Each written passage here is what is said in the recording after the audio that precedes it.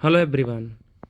आज मैं बात करने वाला हूँ उत्तर प्रदेश पुलिस के इतिहास में सबसे बड़ी पुलिस भर्ती परीक्षा, जो कि टोटल 60,244 पदों पर होने वाली है। इसमें बात कर लेते हैं सबसे पहले कैटेगरी वाइज कैसे कैसे किसका कितना कितना है। अनारक्षित यानी कि जनरल के लिए 24,102 पद। ईडब्ल्यूएस के लिए 6,024 पद। अन्य पिछड़ा वर्ग यानी कि ओबीसी के लिए 16,264 पद। अनुसूचित जाति यानी कि एससी के लिए 12,650 पद और एसटी के लिए 1,204 पद।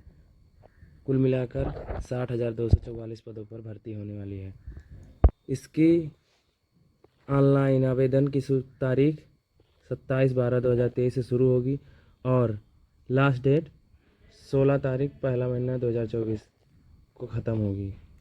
आप 2 दिन एक्स्ट्रा में पेमेंट कर सकते हैं।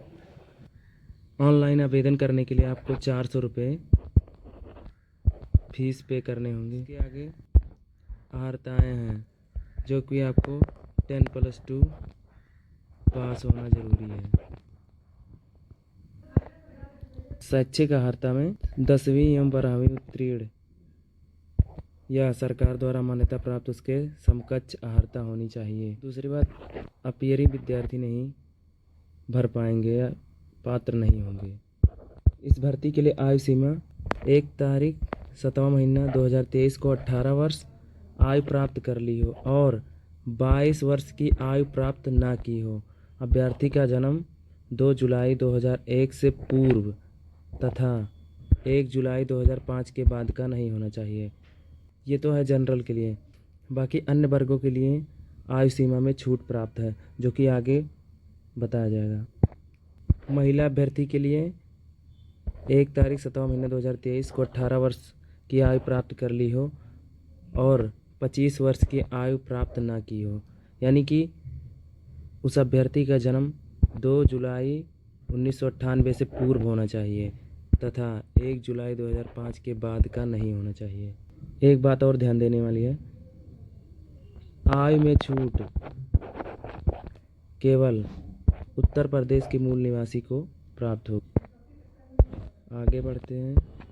शारीरिक मानक परीक्षण में 168 सेंटीमीटर हाइट, 168 सेंटीमीटर, जो कि सभी के लिए है। सामान्य वर्ग, अन्य पिछड़ा वर्ग, अनुसूचित जातियों के पुरुषों के लिए है।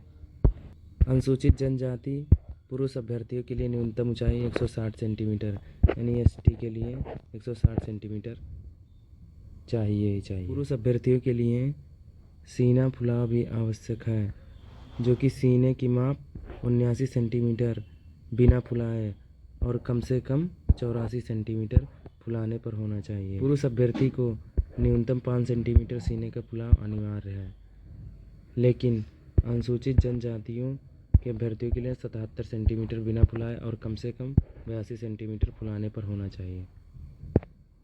महिला अभ्यर्थियों के लिए न्यूनतम शारीरिक मानक, महिला अभ्यर्थी के लिए 152 सेंटीमीटर की ऊंचाई होनी चाहिए और महिला अभ्यर्थियों में अनुसूचित जनजातियों की महिला अभ्यर्थी के लिए न्यूनतम ऊंचाई 147 सेंटीमीटर आवश्यक है और महिला अभ्यर्थी के लिए न्यूनतम वजन 40 किलोग्राम 40 kg होना आवश्यक है। शारीरिक दक्षता परीक्षण यानी कि फिजिकल एफिशिएंसी टेस्ट, इसमें क्या होगा, पुरुष अभ्यर्थी के लिए 4.8 किलोमीटर, जो कि आपको 25 मिनट में दौड़ने होंगे। पुरुष के लिए हो गया। महिला के लिए 2.4 किलोमीटर आपको 14 मिनट में दौड़ लगानी है। सबसे इम्पोर्टेंट बात, आयु में छूट। अनुसूचित जाति के लिए 5 वर्ष की छूट, यानी कि उपरोक्त जो दिया गया है उसमें 5 वर्ष यानी कि 22 + 5 जो निर्धारित डेट हो वह आप देख लीजिएगा। आगे अनुसूचित जनजाति के लिए भी 5 वर्ष की छूट। अन्य पिछड़ा वर्ग यानी कि ओबीसी के लिए भी 5 वर्ष की छूट है। इस भर्ती में सम्मिलित होने के लिए आपको इस वेबसाइट यानी कि uppbpb.gov.in पर ऑनलाइन आवेदन करना होगा। अब जान लेते हैं लिखित परीक्षा के बारे में। लिखित परीक्षा सबसे पहली बात तो 300 अंकों की होगी, जिसमें आपको 2 घंटे मिलेंगे। कुल 150 प्रश्न होंगे, यानी कि 150 क्वेश्चन आपको मिलने वाले हैं।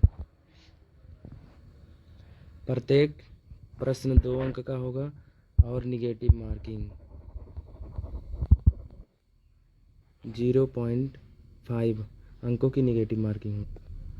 और एक बात, यदि परीक्षा 1 से अधिक पालियों में होगी तो नॉर्मलाइजेशन होगा और यह परीक्षा OMR बेस होगी,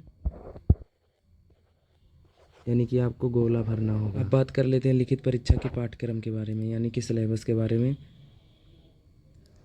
आपसे टोटल 4 सब्जेक्ट पूछे जाएंगे। सबसे पहला सब्जेक्ट है सामान्य ज्ञान। सामान्य ज्ञान में आपसे क्या क्या पूछा जाएगा? सामान्य विज्ञान, भारत का इतिहास, भारतीय संविधान, भारतीय राज्य व्यवस्था एवं संस्कृति, भारतीय कृषि, वाणिज्य एवं व्यापार, जनसंख्या, पर्यावरण एवं नागरीकरण, भारत का भूगोल तथा विश्व भूगोल और प्राकृतिक संसाधन।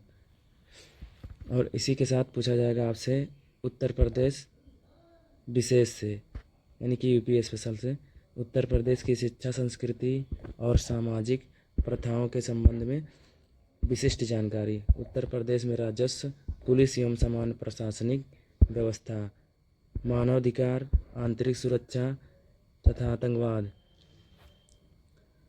भारत और उसके पड़ोसी देशों के बीच में संबंध, राष्ट्रीय तथा अंतर्राष्ट्रीय महत्व के समसामयिक विषय, राष्ट्रीय तथा अंतर्राष्ट्रीय संगठन, विमुद्रीकरण और उसका प्रभाव, साइबर क्राइम, वस्तु एवं सेवा कर यानी कि GST, पुरस्कार और सम्मान, देश, राजधानी, मुद्राएं, महत्वपूर्ण दिवस, अनुसंधान एवं खोज, पुस्तक और उनके लेखक, सोशल मीडिया, कम्युनिकेशन।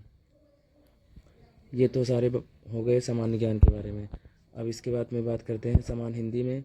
समान हिंदी में पूछा जाएगा आपसे हिंदी और अन्य भारतीय भाषाएं, हिंदी व्याकरण का मौलिक ज्ञान, हिंदी वर्णमाला, तद्भव तत्सम, पर्यायवाची विलोम, अनेकार्थक, वाक्यांशों के लिए एक शब्द, समरूपी भिन्नार्थक शब्द, अशुद्ध वाक्यों को शुद्ध करना, लिंग, वचन, कारक, सर्वनाम, विशेषण, क्रिया, काल, वाच्य, अव्यय, उपसर्ग, प्रत्यय, संधि, समास, विराम चिन्ह, मुहावरे एवं लोकोक्तियाँ, रस, छंद, अलंकार, अपठित बोध, प्रसिद्ध कवि, लेखक एवं उनकी प्रसिद्ध रचनाएं, हिंदी भाषा में पुरस्कार और विविध। इसके बाद है संख्यात्मक एवं मानसिक योग्यता, न्यूमेरिकल एंड मेंटल एबिलिटी। सबसे पहले संख्यात्मक योग्यता, यानी कि ये पूरा पार्ट मैथमेटिक्स का है। इसमें सबसे पहले number system, simplification, decimal and fraction, LCM SCF, उसके बाद में ratio and proportion, percentage, profit and loss, discount, simple interest, compound interest, partnership, average, time and work, time and distance.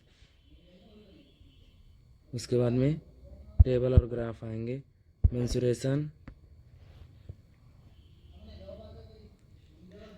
और बहुत कई टाइप के और डिफरेंट टाइप के question. अब यहाँ से आता है रीजनिंग का सिलेबस।